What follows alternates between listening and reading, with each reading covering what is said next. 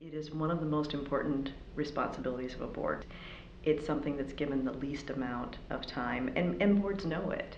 They say, oh, it's really important, but no, we actually don't spend much time on it. So then what we see happening is they have to actually make a change because the future direction of the organization is at risk.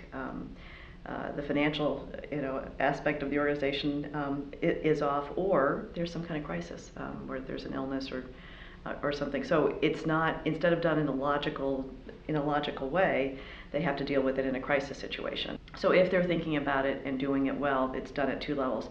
The CEO is actually thinking about succession, and we know some organizations where the CEO has a list of 5 people that board should contact if something happens to him or her.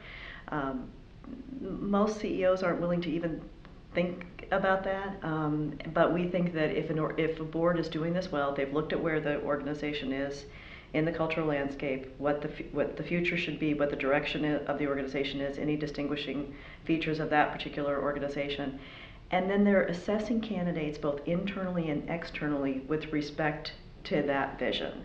So, and it's important that they look both internally and externally. But I think that's something that our best clients do well. Having said that, not very many organizations really think about it.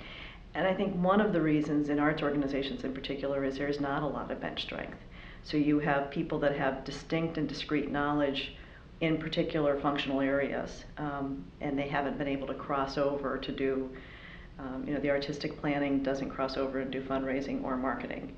Marketing doesn't cross over very often and do fundraising. So it's how do you build that bench strength if you're trying to look at succession from within, which is always a great idea. If you can find a leader from within your organization, the person's much more likely to succeed if they're replacing a long tenured successful CEO.